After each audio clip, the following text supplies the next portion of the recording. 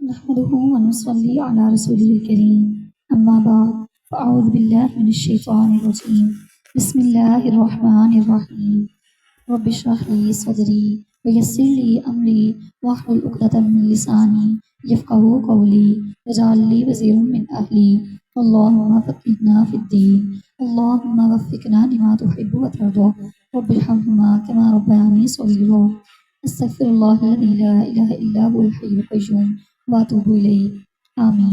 السلام علیکم ورحمۃ اللہ وبرکاتہ۔ آج ہم سورہ الاحزاب کی آیت نمبر 58 کریں گے۔ ترجمہ: اور جو لوگ مومن مردوں اور عورتوں کو بے قصور اذیت دیتے ہیں انہوں نے ایک بڑے بہتان اور سری گناہ کا وبال اپنے سر لے لیا ہے۔ کسی مومن مرد یا عورت کے اوپر الزام تراشی کرنا، اس کو ستانا، تنگ کرنا، صحابہ رضی اللہ عنہم کے اوپر سب و شتم کرنا یا انبیاء کے بارے میں بری بات کرنا، کوئی بھی ایسی بات کہنا جو ان کی شان کے خلاف ہو، یہ کوئی معمولی جرم نہیں، اس کی سزا بہت بڑی ہے۔ کہ دیکھیں کسی پر تہمت لگانے کی سزا بہت بڑی ہے۔ اس بارے میں آپ کو ایک حدیث مبارکہ سناتی ہوں۔ یدیس بن شجرہ کہتے ہیں کہ جہنم میں کنویں ہیں اور ہر کنویں میں سمندر ساحل کی طرح ایک ساحل ہے، یعنی ہر کنویں کے ساتھ کھلی جگہ ہے جس میں کیڑے مکوڑے اور سانپ بھی ہیں، جیسے کہ بہتی اونٹ، یعنی اونٹ جس کے اوپر ہم ہوتی ہے ایکسٹرا، اور اس میں سیاہ کچروں کی طرح بچھو ہیں۔ بس جب جہنم والے آگ کو ہلکا کرنے کا سوال کریں گے کہ یا اللہ آگ کو کم کر دے، تو ان سے کہا جائے گا کہ ساحل کی طرف لے جاؤ۔ ساحل کی طرف چلے جاؤ تو انہیں یہ کیڑے مکوڑے ان کے ہونٹوں اور پہلوؤں ہر جگہ سے پکڑیں گے، اور ان جگہوں پر جن پر اللہ چاہے گا ان کی سب کھال اتار دیں گے، نوچیں گے ان کو، بس وہ جہنمی واپس آئیں گے، تیزی سے بڑی آگ کی طرف لپکیں گے، وہاں اتنے تنگ ہوں گے کہ واپس آنے لگیں گے، یہاں ان پر خارش مسلط کر دی جائے گی۔ استغفر اللہ۔ کبھی آپ کو کسی بھیڑ نے کاٹا ہے؟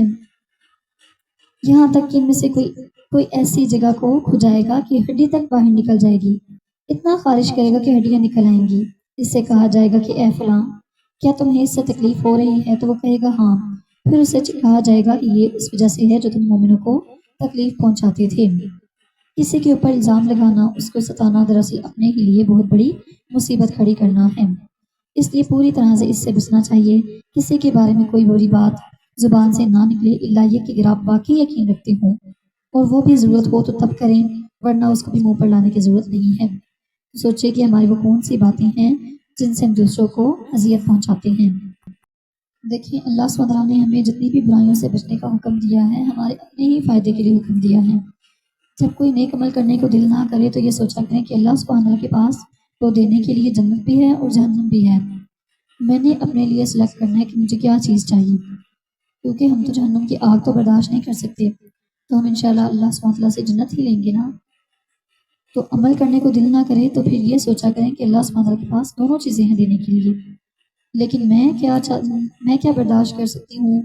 ہم میں سے تو کوئی بھی جہنم کی آگ نہیں برداشت کر سکتا، اللہ سبحانہ وتعالیٰ ہمیں جہنم دکھائے بھی نہ آمین۔ تو اس لیے عمل کی کوشش کریں اور یہی رکھ کر کہ اس میں میرا اپنا فائدہ ہے۔ آیت نمبر 59۔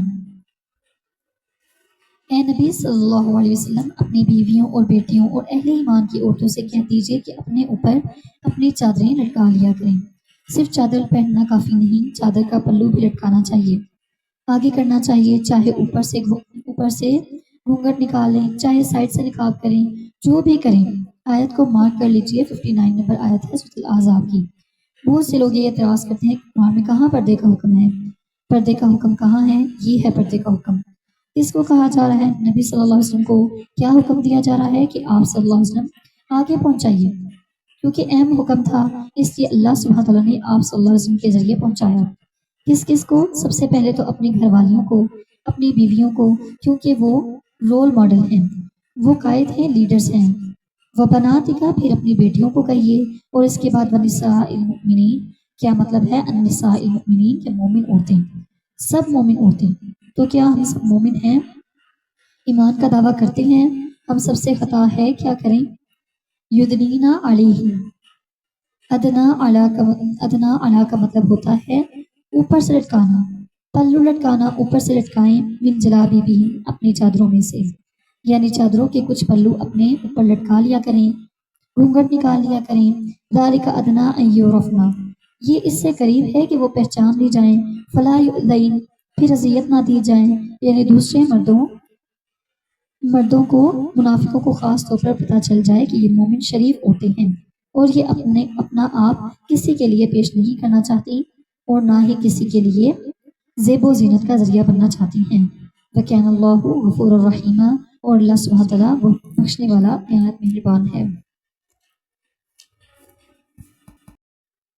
इस हुक्म के बाद कहीं गुंजाइश रह जाती है कि हमारी ख़वातीन ऊंचे हील के जूते पहने, गले में बाल फैला के या फिर पूरे आगे पीछे लटका के टाइट कपड़े पहने और टाइट पजामे पहनकर सी थ्रू दुपट्टे या बगैर दुपट्टे के विंडो शॉपिंग करती फिरें, या फिर जुमा बाजार में सब्जियां उठाती फिरें। ठीक है, ज़रूरत के तहत आपको जाना पड़ता है, लेकिन ये भी अगर घर में मर्द मौजूद हैं तो इसे जाने दें।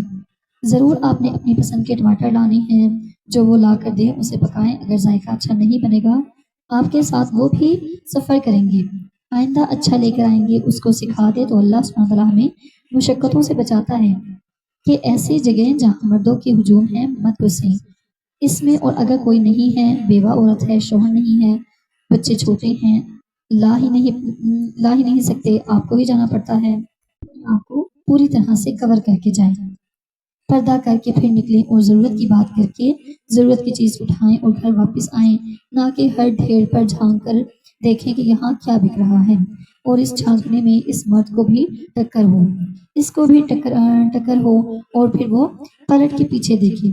तो इन चीज़ों से परहेज़ करना चाहिए, क्योंकि अल्लाह सुब्हानहू व तआला हमारे फ़ायदे के लिए कह रहे हैं। वकान अल्लाहु गफूर रहीमा, और है अल्लाह सुब्हानहू व तआला बहुत बख्शने वाला निहायत मेहरबान।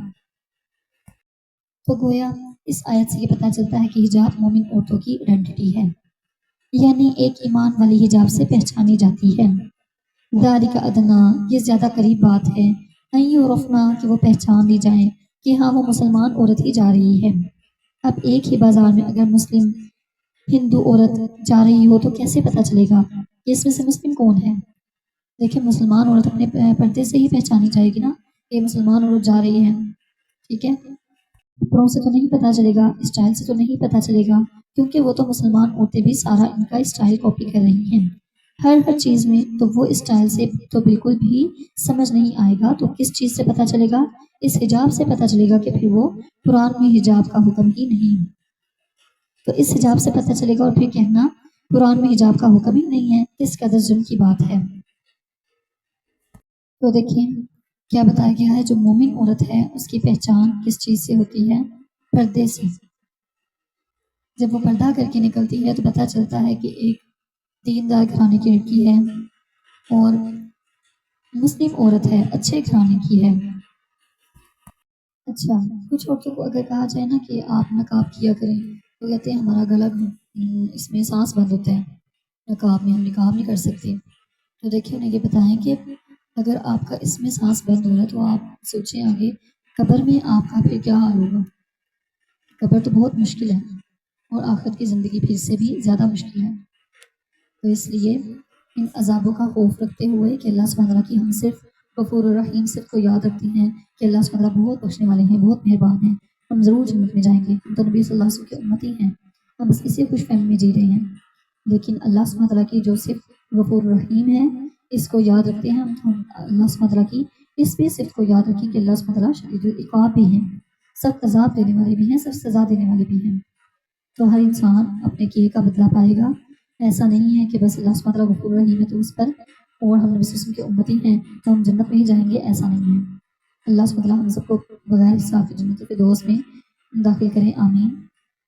वरना हमारे अमल तो ऐसे नहीं है, अल्लाह ताला अपनी रहमत ही हम पर करे, आमीन। वाखिर दावाना अनिल हम्दुलिल्लाहि रब्बिल आलमीन।